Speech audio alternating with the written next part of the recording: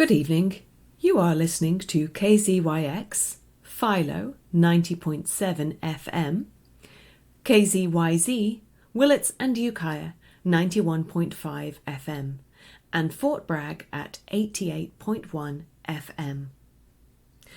We also stream live at kzyx.org, and you can find us on Facebook, Instagram, and Twitter. Mendocino County Public Broadcasting, listener-supported community radio. And tonight you are listening to the Ecology Hour on KZYX. My name is Hannah Bird, and I will be your host this evening, and the time is 7 p.m. Well, welcome to the Ecology Hour this evening.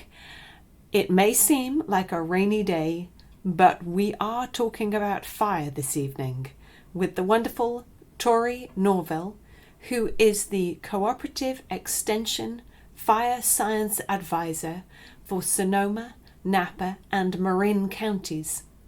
And we're going to be talking with Tori about how we can be using fire as a tool on the land at this time of year. That might be through pile burns, or it might be through working with your local prescribed burn association. We'll also be talking through how different fire and different forest types could affect how fires behave, and we'll talk a little bit about the fires in LA. And finally, we'll discuss how we can all work a little bit during this rainy season on our homes to consider how we could make them a little more fire prepared. So I started by asking Tori this evening to tell us a little bit more about herself and how she got into learning about fire. Huge welcome to Tori Norville, who is the UC Cooperative Extension Fire Advisor for Sonoma, Napa, and Marin counties. Tori, welcome to the Ecology Hour. Thanks, Hannah.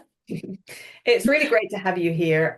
I've been very lucky to get a chance to work with you in the last few years in this role that you currently have. Tori, though, I wonder whether you could share with both myself and our listeners a little bit more about what brought you into this fire realm. Maybe even all the way back to school. What started bringing you to this, and then what jobs and what education have you had along the way? Yeah, so I guess I'll start with college. I went to college at Cal Poly San Luis Obispo, and I received a forestry and natural resource degree. And I really fell in love with forestry and natural resources and just learning how to manage the landscape and learning what the landscape could also do for us. And so, yeah, I really liked that. I really enjoyed disturbance ecology. And so like forest health, pests and diseases, that was kind of my little niche that I liked. I really thought I was going to be like a forest pathologist when I came right out of college. So I started looking for jobs, ended up with Cal Fire for a little bit. I ended up going back to school, also at Cal Poly San Luis Obispo, where I studied pitch canker in Monterey pines. And that's a disease that right? Sorry? That's a disease, is it? Yeah. So it's an invasive disease that started impacting Monterey pines in like the 80s and 90s. And it's still impacting trees today. We're seeing it move into the bishop pines in like Marin, Sonoma, and Mendocino counties now.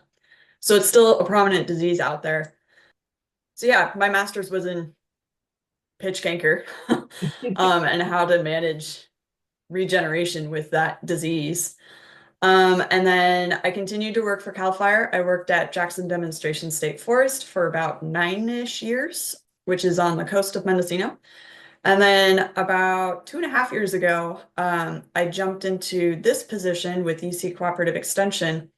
And it wasn't really anything that I necessarily thought that I would be doing. I was trained as a forester, thought I was going into pests and diseases, and then ended up going this fire route based on the training that I received at Cal Fire and just kind of understanding what fire does for the landscape and really realizing that it's all interconnected. So I still get to dabble in pests and diseases, but they're all interconnected with fire as well. So yeah, that's kind of in a nutshell how I got here. Yeah, that's a lot. And I think we're so lucky to have you as a fire advisor with that huge breadth of background and also that love of forestry. I'm going to pose something here that I hope you'll put me straight on. You know, I think frequently when we think of, historically, when we think of a forester, we tend to think about somebody extracting from a forest system and not somebody thinking about its holistic management. Can you change our thinking about that and tell me why a forester or somebody who studies forestry is actually looking at something far more complex? Yeah, so I will say that like traditionally, like way back when, foresters were mostly just extracting. Now, just due to values changing, laws, whole host of other things, we're really trained to be a jack of all trades, essentially. So we get training in hydrology, wildlife biology, a little bit of geology, soils, forest ecology, the list goes on of what we're trained in. And so we get a little bit of everything so that way we can go out and go, oh, that's an issue. I'm not a geologist, but I'm going to go call the geologist to come out and assess this for me and tell me what I need to do. So that's kind of what a forester is today. Like we know enough to get us to the point of, oh, that's going to be an issue. I need to go to call the other ologist who um, knows a little more than I do. Yeah. But that being said, if you talk to any forester, a lot of them have a little niche. So like my niche is kind of disturbance ecology, forest health-ish type thing, fire. You talk to some other foresters and their niche is botany. So they're out doing botany surveys. Other foresters, their niche is wildlife biology. So they're doing owl surveys. They're doing whatever other wildlife surveys need to occur. So we all have our niche. Everybody has a little bit of different speciality.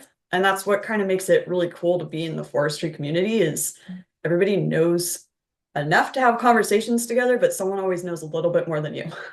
Yeah, I know. It sounds like an exciting group of people with all those different areas that they might be focusing on.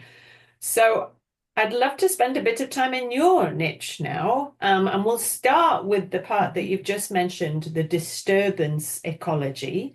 And I think that will probably lead us quite neatly into fire a little bit more. But of course, fire is not the only disturbance. Can you express to us what does disturbance ecology mean? Yeah, that is a great question. So disturbance ecology is the study of disturbances essentially in the ecosystem. And a disturbance is anything that changes the ecosystem from what is like a baseline essentially. So yeah, California has a lot of disturbances. Some of the big ones that we see are weather disturbances, so like drought, snowstorms, torrential rain, mudslides, fire. Those are all abiotic, so non-living disturbances. We also have biotic disturbances, so that is things like pests, diseases. Um, Humans can cause disturbances across the landscape, so we're a disturbance too. Wildlife can be a disturbance across the landscape. So those are things that are living organisms that will cause disturbances. Thank you. I think one of the things that I sometimes struggle with myself is when we think about forests and woodlands, we tend to think about something as almost being quite static, and we tend to have a desire to want to keep it just the way it is at any one moment in time. But the more I hear from folks like yourself, the more I begin to understand that forests, woodlands are anything but. And in fact, these disturbances are a crucial part of what makes them the kind of forest or woodland that they are. Am I right? Yeah, you are absolutely right. Disturbances, so disturbance is neither a good thing or a bad thing. It's just neutral. We as humans put our perceptions on whether or not these disturbances are good or bad. So in a forested setting, a tree could get struck by lightning, die because pests and diseases got into it, or fire happened or something, and we've got this opening now in the forest. A forest opening is not good or bad. It just is. There could be pros and cons to it. So forest opening, now you get sunlight on the ground. So now you can have forest succession occur. So you're going to get forbs and grass species and bushes coming up, new trees start to grow. That provides new habitat for wildlife, and it just creates heterogeneity across your landscape. But at the same time, if we as humans say, well, I didn't want a gap there, that's not part of my goals and objectives to have a gap, then that's bad. Now we're like, how do we fix the gap?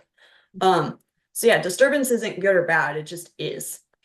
So sometimes it's more that it's the human angle, perhaps the land manager, the landowner, who's making decisions about what they want and what they believe to be good or bad. And that's what perhaps gives us that sense of whether something is a good thing for the forest or a bad thing for the forest. But maybe the forest itself isn't the thing that cares, it's the person that's managing it, right? Yeah.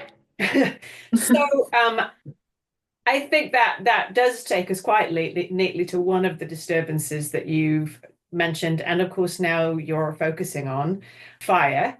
Now, using one word, fire, for all the different kinds of fire that we are now seeing, it seems like we should have, a whole new language for it. And I'm sure you do.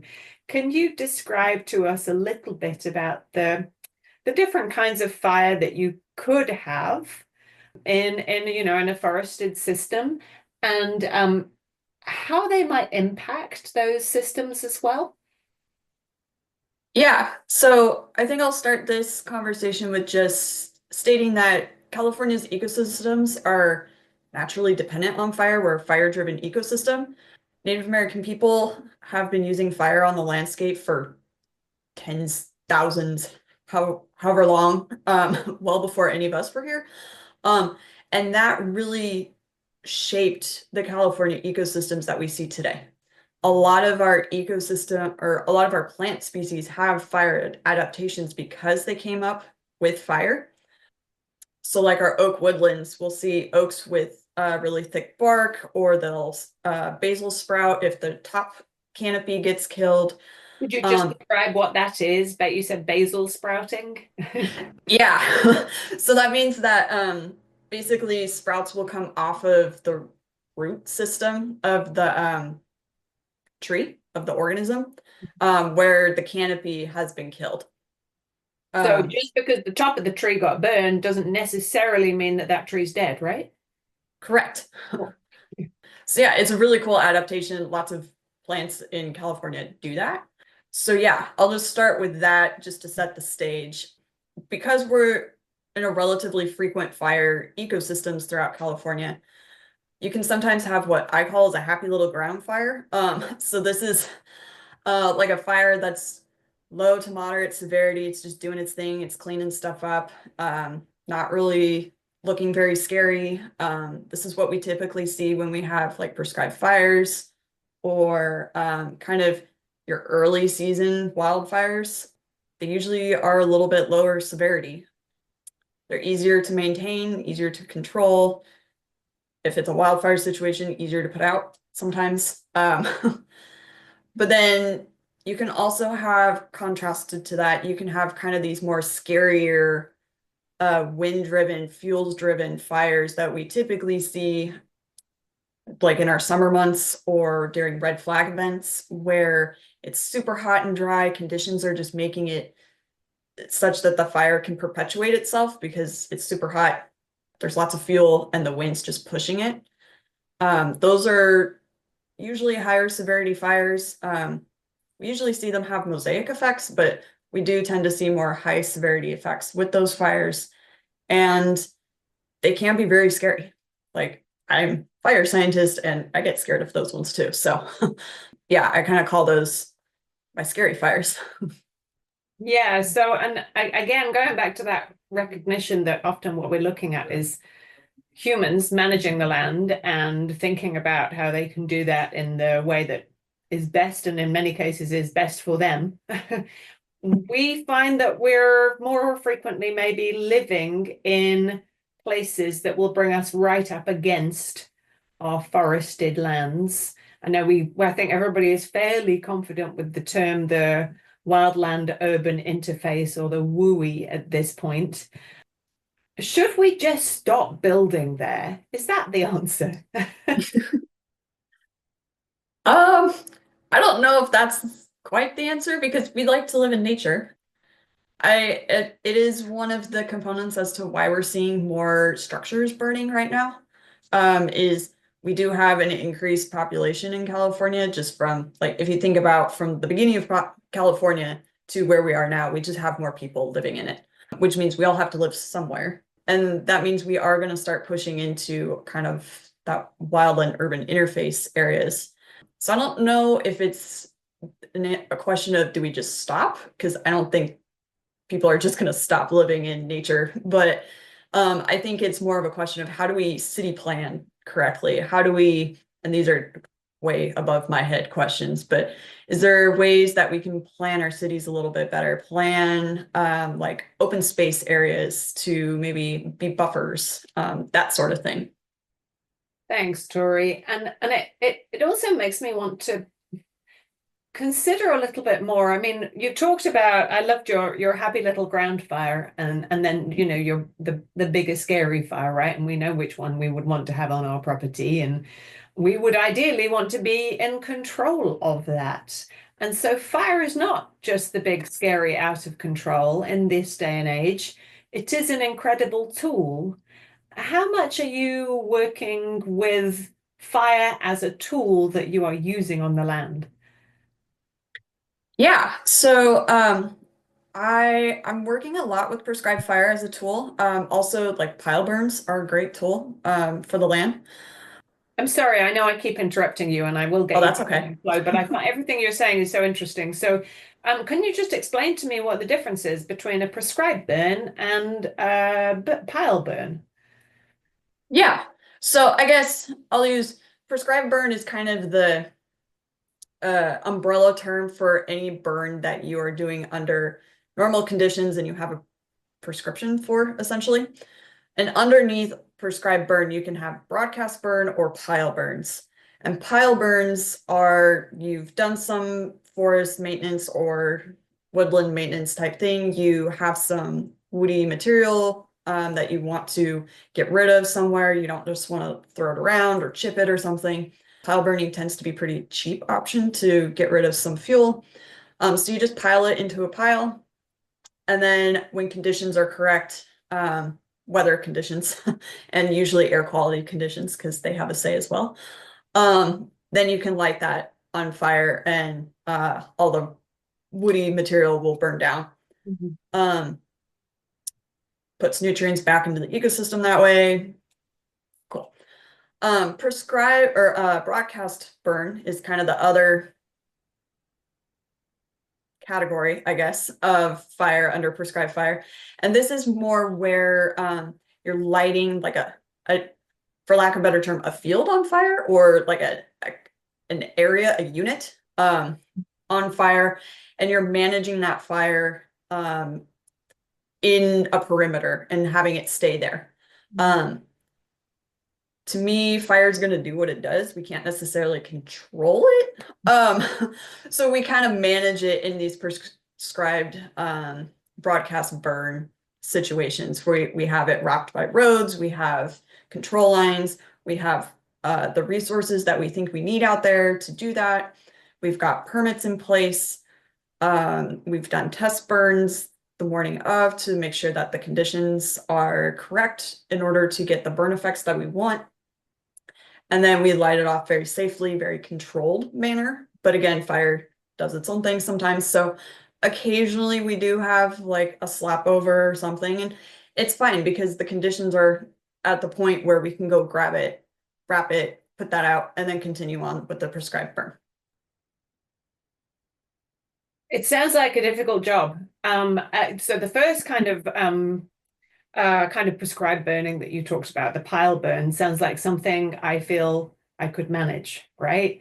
But I know, and I keep meaning to try to attend one of your pile burning workshops. So on one hand, I think, oh, well, that's something anybody could do. I could totally do that.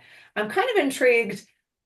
What traps do people fall into with even a pile burn? What things do people commonly perhaps not do quite the way they should be doing with a pile burn? Yeah. Um, so pile burns, I will say that they're pretty easy for anyone can do, but also like recognizing that some people are a little weary of fire. I like to say we don't have to love fire, but we should respect it.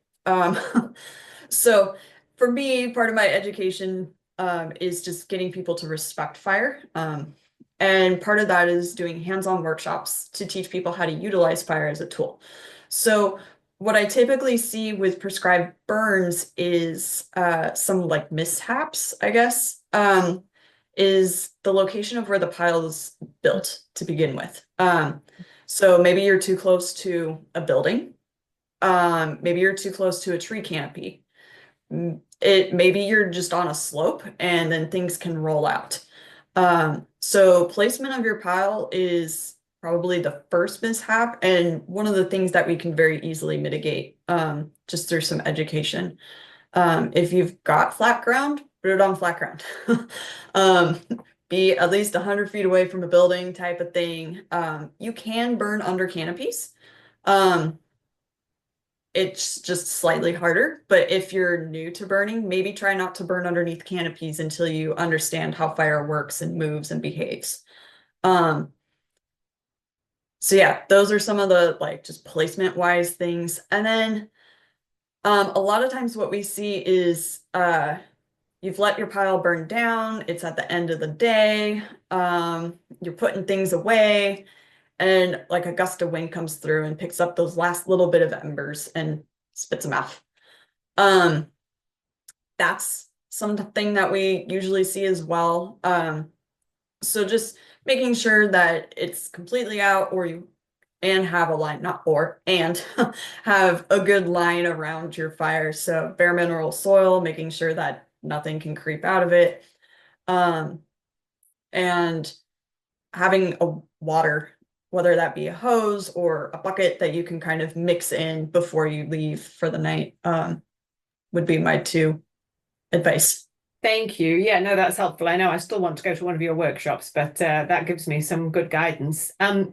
Obviously, that's not something we'd be planning to do in the middle of peak fire season. What are the boundaries that we do need to comply with? Because there are some rules that we have to have about when we can and can't burn a burn pile, right? Yeah. So when you're doing a burn pile, you need to have a CAL FIRE or local fire jurisdiction burn permit. If you're in CAL FIRE's jurisdiction, you can get this online and it's free. Just fill out a form, watch a 3-minute video, got your permit, you're good. You also need to submit an air quality permit. It's different for every jurisdiction. I'm not quite familiar with Mendocino's. But I think Mendocino's is relatively cheap for an air quality permit. Um, and then those are the two permits you need in order to burn. And then basically you just need to wait for a permissive burn day, which this time of year is usually permissive burn day for CAL FIRE. And air quality usually comes out with yay or nay if we can burn that day. Okay, so you've got to be kind of keeping tuned in to what CAL FIRE is saying and also what your local air quality folks are saying, correct? Yes. Mhm. Okay, so I feel confident in considering a pile burn now and doing that fairly safely and making sure I'm complying with all the rules. But when you talk about broadcast burns, that surely, it sounds to me like, well, gosh, I couldn't possibly have something like that on my land. Wouldn't CAL FIRE have to come and do that? Can you explain to me what options there might be for somebody with, not necessarily a huge piece of land, but a piece of land that they think that fire might be an important tool for the management on? Yeah. So prescribed fires are or broadcast burns, and I use those terms interchangeably. So just gonna put that one out there. um, they are a little bit more complicated than pile burns. There's a lot more planning that goes involved.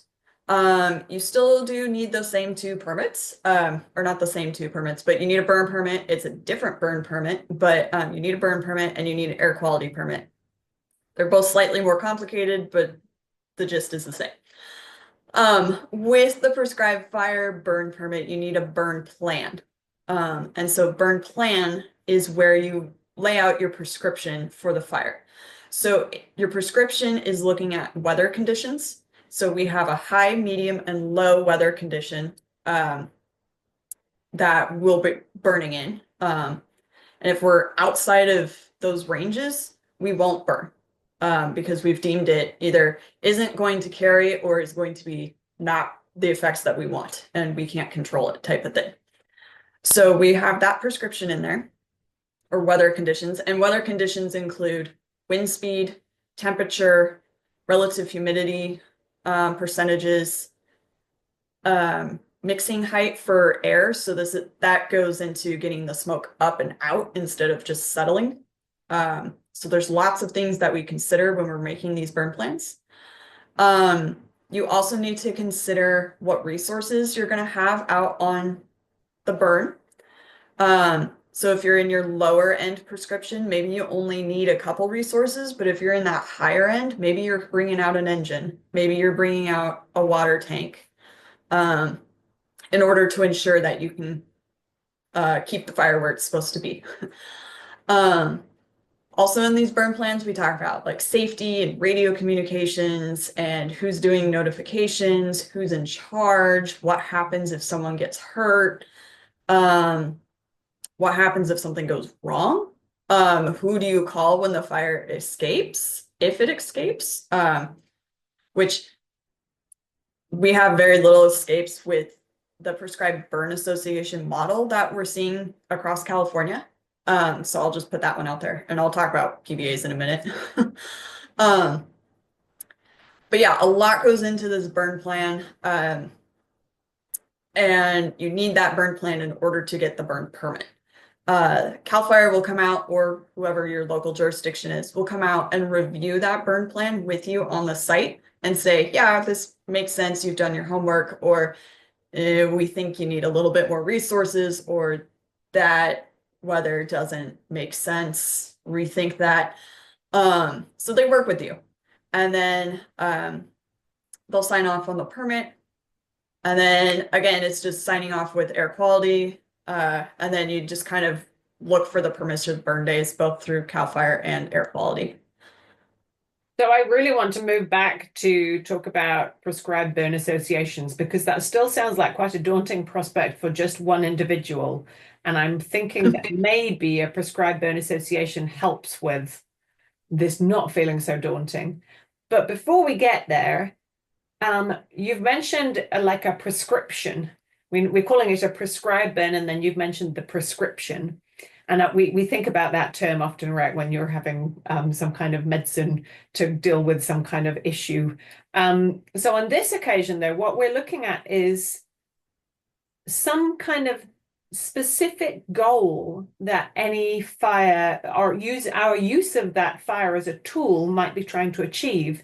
And I think it can seem as if we're just saying, oh, well, we're just putting fire on the land. That's a good thing. But can I ask you, Tori, people come to you and maybe have these conversations with you. What are the specific goals that people are having? What are the different kinds of things that they're using fire for? Yeah. So some goals, a lot of the goals that I hear right now are fuel reduction, forest health, just wanting to get fire back on the landscape in general. But then also I'm hearing some very specific goals from landowners of like, hey, I did this forest thinning. I've read a paper that it said thinning and then burning is better. Or I did thinning and I don't quite like how it looks now. So maybe can we burn off some more of the fuel? So it kind of falls into that fuel reduction boat, but it's more narrow scoped. And then I've had a landowner recently come to me and goes, I have a lot of broom. Can we use fire to get rid of the broom? So currently I'm researching how hot do we need a fire to kill broom? Because broom is a disturbance loving species. So I know that it comes in after fire, but maybe we can kill some of the seed bank with it. I don't know. I got to research that some more. So we could be using it for invasive species. The time is 7:30 p.m. and you are listening to the Ecology Hour on KZYX. We are having a conversation this evening with Tori Norville, who is the Cooperative Extension Fire Science Advisor for Sonoma, Napa, and Marin counties. You talked a little bit also about your research into a canker before. Would it ever be used to control pest or disease in a forest? Yeah, so it can be. So like I'll use pitch canker because that's the one I know. So pitch canker has spores. It's a fungus. And so it puts out spores. The research that they did at this point, it was probably 20 years ago. They burned a couple plots and they realized that while the spores came back, there was less spore load for a couple of years. Because that fire killed off the spores. Um, so fire can be used for that, but fire can also kind of call in pest and disease sometimes. If you damage a tree, now that tree's stressed, it's calling in a bark beetle, which is its normal process. Like we have native bark beetles, they're supposed to come in and take out the stressed trees, so that way it This is you circle of telling me life. again. Yeah, I have to be told this frequently that we have to move away from this good and bad, right? It's a good thing or it's a bad thing, and understand that even what we now sometimes term as good fire, a beneficial fire, a prescribed burn that we have planned, will have different impacts on a piece of land. And for any one individual tree, that could be different things that might be the next step in its cycle anyway, right? Yeah. So part of what fire does is clean up kind of that pest and disease stuff naturally, but also recognizing that a healthy ecosystem has some dead and dying trees in it because their habitat, their food source, it's a whole cycle. It's not static like we talked about at the beginning. I think I know, I think I'm not the only one with this, but I think we have a really hard time with accepting that death and dying in trees is part of the process. And even though they have these incredible long lifespans, we can't keep them forever. These aging trees that we kind of get very attached to. There will be a point where perhaps fire is going to come through and take that tree down, and it will change into a different important part of that mosaic and that ecosystem. Yeah. Um, I had a professor in college basically say disturbance ecologists are fascinated by dead trees and baby trees.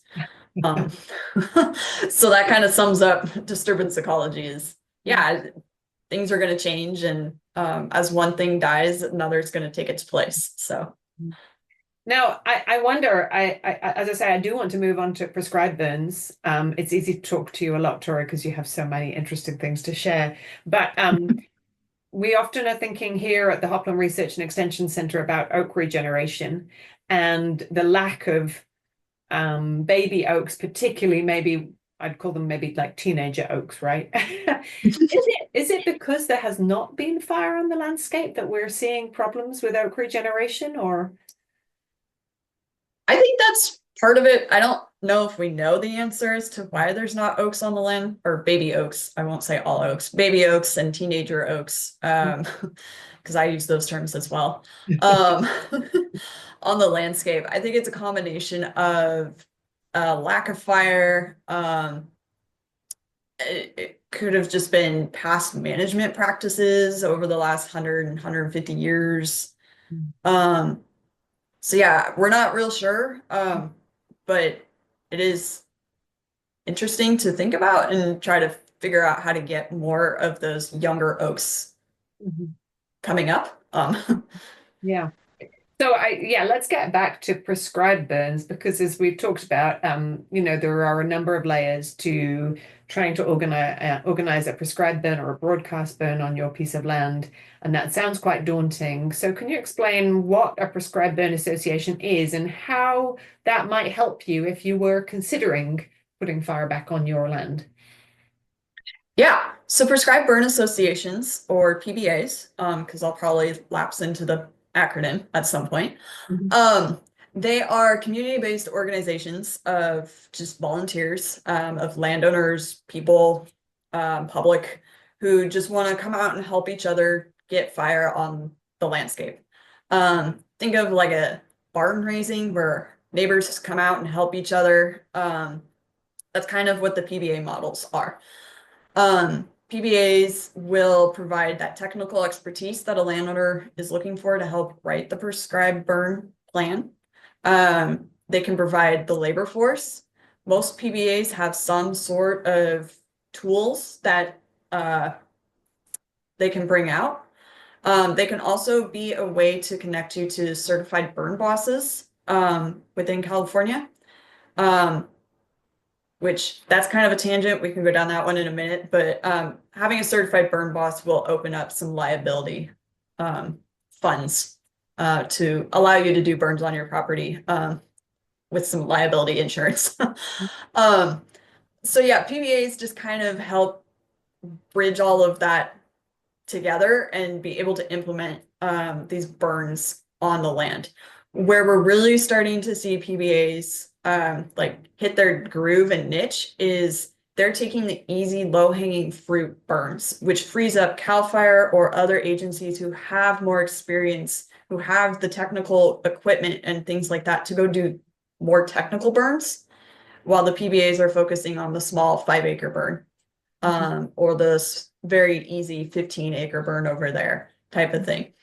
At this point in California, I think we have about 27 PBAs, and Mendocino County has its own PBA as well. So, yeah. Fantastic. That's good to know that we have one right here. And I was wondering if you have an even smaller piece of land, but perhaps you have a community of neighbors, and between you, you have a larger parcel, and you might think about working together on something. Could that happen? Does that happen sometimes within the prescribed burn associations? Yeah, it's something that we, or at least I, encourage my landowners to do is talk with your neighbors, especially if you've got like a weird transition on your property line where just logically fire's not going to be a great spot to just stop right there. It'd be better to just carry the fire through to the neighbor's property. Have a conversation with your neighbor and see if we can just get the burn together. Because wildfire doesn't know property lines, so why should prescribed fire know property lines either? It makes planning purposes so much easier. Everybody's already out there anyway, so might as well do it. And then like the disturbance on the land can be slightly less too. So maybe we don't need to put in a hand line down a fence line. We can just move that fire through the fence line and keep going type of thing. Mm-hmm. So you've already mentioned, and I think that kind of helps us think about liability as well, because I'm sure that's a big concern for folks who are considering this. And you mentioned the presence of a burn boss might make a difference there. Would you expand on that a little bit? Yeah. So a certified burn boss is someone who has gone through extensive training. They've been trained on prescribed fire and other fire and know how to write burn plans, and they can lead burns and all this sort of thing. If you have a certified burn boss on your prescribed burn, this now opens you up to a liability fund, essentially, that the state has. You can have up to $2 million in case your burn escapes by having that certified burn boss sign your burn up for that. This is a huge turning point in liability in California. Right now, this liability fund is a pilot project. So we're encouraging landowners to utilize it. So that way we can show, number one, people are using it. But number two, it's been in place for about 1.5 years now, and we haven't had to pull any funds out of it. So it's showing that we're not losing burns with the PBA model, which is huge. But it's also showing that by having a liability fund that the state has set up, we're getting more prescribed burns on the ground because now people are more willing to do it. So that's kind of a burn boss. Why a burn boss is really good on a prescribed fire. That's helpful. I mean, I guess the other thing I'm really interested in is what's people's attitudes to burning now? Because I think, when I think back to like 2017, 2018, when we had catastrophic mega fires in Sonoma County, Mendocino County, and I think it was a shock to all of us, although maybe it shouldn't have been. But I think that that kind of damage to the character of fire in our psyche maybe is a little hard to then return to it and see it in this form. How are people responding to that? Do we feel like we're moving into a better place, a better relationship with fire? Yeah, I've definitely seen a shift in the last like 5 to 7 years, just overall on prescribed fire and being willing to at least have a conversation about it. I still get a lot of questions about like liability is a huge thing. Still, even with the liability insurance, and we are making moves towards the liability stuff, but it's still a huge hurdle for people. Um, I think the next hurdle that we're running up against is smoke. Because it does have health issues. There are people who can't be around smoke. If we have wildfires in the summer and then now we're burning in the spring and fall, so now we're increasing the amount of smoke. Even if we do everything we can to manage to get that smoke up and out, um, uh, there's still some things that are like causing some hiccups, but overall, the general concept is, yeah, we should be burning more. Um, Nobody quite knows how or when or where to do it. um, but yeah, everybody, most or not everybody, but most people I'm talking to are like, yeah, I'd be okay with having some fire somewhere. And so, Tori, that brings me to recognize that as we're talking, the fires in LA, I believe, are still burning, even though they have had some precipitation. And those have had a huge impact on people and their homes and communities.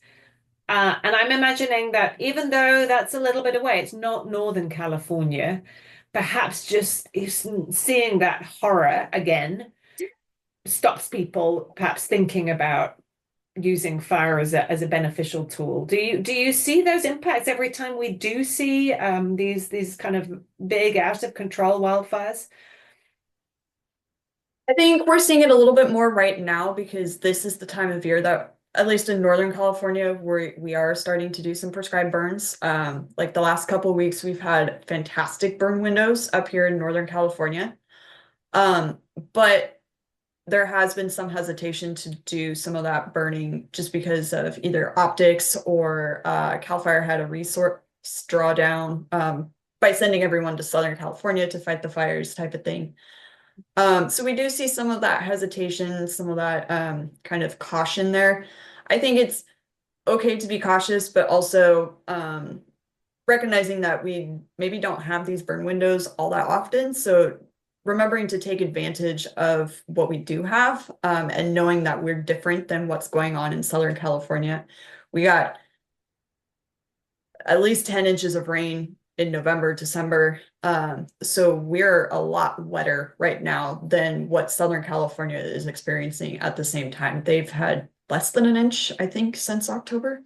So that in and of itself plays a huge role into it. But yes, I do think we caution and hesitation is okay, and recognizing that people have a little bit of trauma around fire and seeing what's happening in Southern California can bring some of that up. So prescribed fire might uh, be a topic where we have those conversations of, well, this is different because.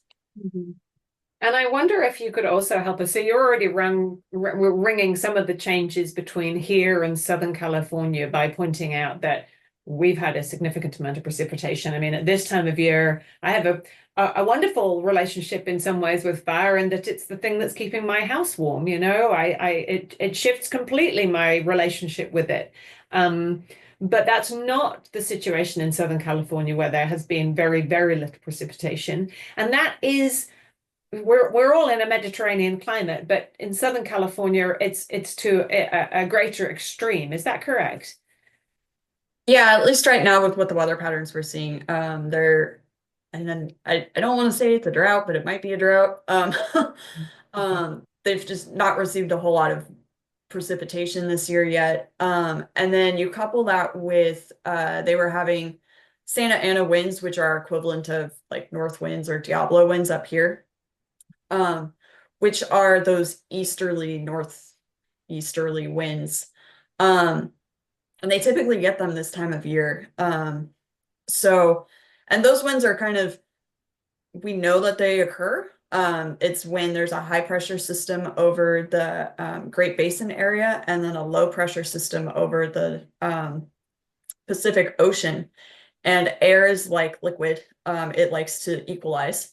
So all the air in the high pressure system is going to move very quickly into the low pressure system in order to equalize. And as it's moving through up and over mountain ranges and getting very condensed, moving very quickly and drying out the vegetation even further. So it's already dry because there's not precipitation. And then these winds are creating even drier conditions.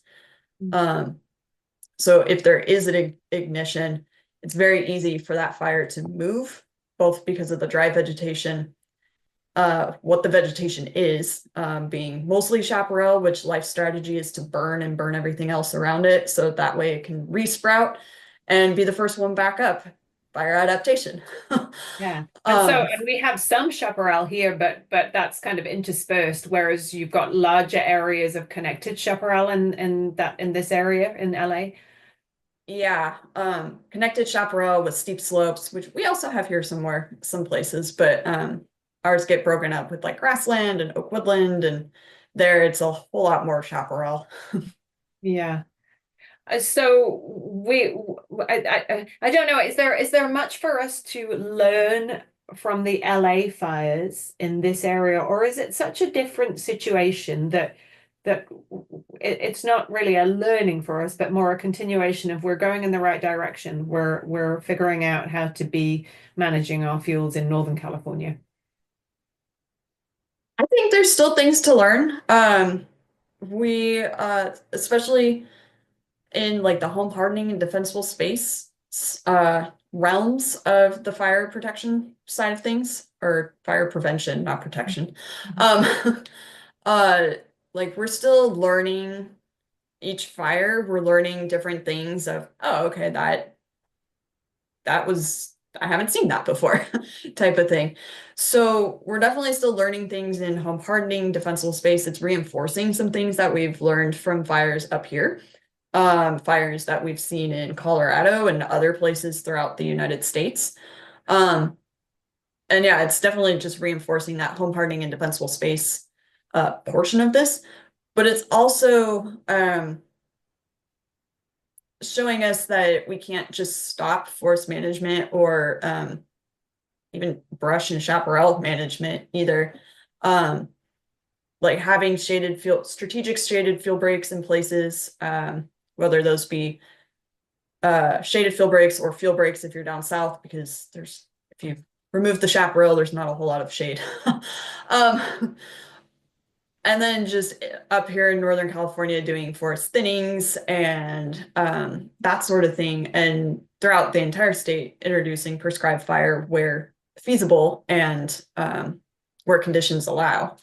I think all of that ties in together and works together in order to make California more fire adapted, and we as humans can live with fire. Tori, it's a wonderful place to stop. I'm going to ask you for just one more piece of advice. So for many of us who are like me at this time of year, feeling kind of safe in our homes and maybe we have the fireplace going, but this is maybe a great time of year for us to be thinking about some of those home hardening things that you've touched upon. If you had to tell our listeners maybe 3 things that you would encourage them to consider to help with home hardening, what would they be? The first thing I would do is look at your vents. A lot of vents, my house included, need to be upgraded to the new standards of 1/8 inch mesh. And that can be a very simple fix. Just go to the hardware store, you can get a roll of mesh and just tack it on top of your old vent and you're good to go. There's Pretty easy. fancier vents, but that's a very easy, simple fix right there. Why is that important? So having a 1/8 inch mesh will keep embers from entering the vent and going into either your crawl space or attic or wherever else you have vents. And that's one of the things that we see time and time again is people have embers enter their vents and then the house ignites that way. So yeah, for me, it's vents. They're very easy to change out. And it's kind of a relatively cheap change too. Yeah, we like cheap as well. So number one would be vents, and then are there a couple of others you might suggest? Yeah, I would start taking a look at just what's around your house, looking at your defensible space. Right now, there is a new law coming into effect. At some point, it's caught up in Sacramento, but it's called Zone Zero, and it's 0 to 5 feet out from your house. And within this area, again, we're still waiting on the language, but best management practices are stating, and best science at this point is showing that if you have a non-combustible zone, so take out anything combustible, so plants, seat cushions, like if you have a chair, take that out. Anything combustible, remove that from that 0 to 5 foot zone, and that will help keep embers from igniting something next to your home and then igniting the home or the structure or building type of thing. Just start looking at that. Start on one side of your home and maybe, because this is a big change, it's slightly like not what we're used to as looking at yards and stuff. We like our vegetation. So maybe start on one side of the house that you never look at and just start experimenting. What can I do? Do I just like pull out all the stuff and let it be bare mineral soil? Or do I, hang on. Hi, you need to. We like dogs on the Sorry. podcast too. He's just too hyper right now. Oh. So yeah, carry on with your 0 to 5 feet. So you're encouraging us to just go and take a look and see in that 0 to 5 feet area that there really is nothing, and what you might consider, or what you might consider bringing it down to. Yeah, and at this point, we're in a transition period. We don't know what that language is going to look like. So just even starting to look at that of, oh, if I do have to remove everything, how would I do that? Do it in phases. Start on one side of the house. Maybe remove the big bush in front of the window type of thing. And then leave all the smaller stuff just for now type of thing. Just looking at it and start thinking about that. I'm not saying go out and do it all right now. I'm just looking at it and thinking about it. Getting ready for whatever that legislation is going to tell us to do. Okay. Okay. So that was vents, and then 0 to 5 feet. And then do you have a third one? Third one would be check your gutters.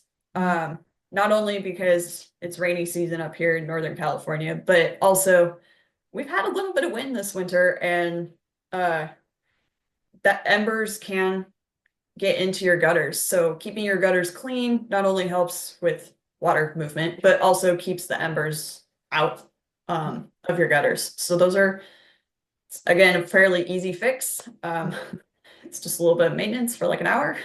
Yeah, no, that doesn't sound too much work to be working on. So I appreciate that, Tori. Thanks for leading us through that. And thanks for talking us through how we could also be bringing fire onto our land, whether that be a pile burn or whether we actually might get in contact with our prescribed burn association and consider a broadcast burn. And then could I finish off by just asking Tori, so you are the fire advisor through UC Cooperative Extension for Sonoma, Napa, and Marin. So officially, we really appreciate you speaking to us here in Mendocino, but officially, you're serving those communities. Do we have a similar role here, or who perhaps should we reach out to that might be UC Cooperative Extension if we had questions along these lines? Could we ask you, or would we be better to ask somebody in Mendocino County? Yeah, I would say start with my colleague, Michael Jones. He is the forestry advisor with UC Cooperative Extensions.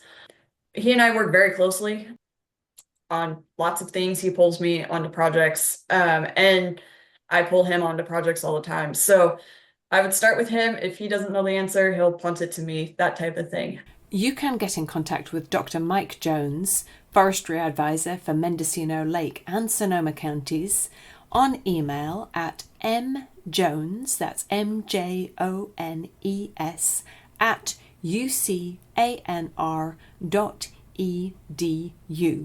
or by phone on 707 463 4495. And then we do have a new advisor within Mendocino County.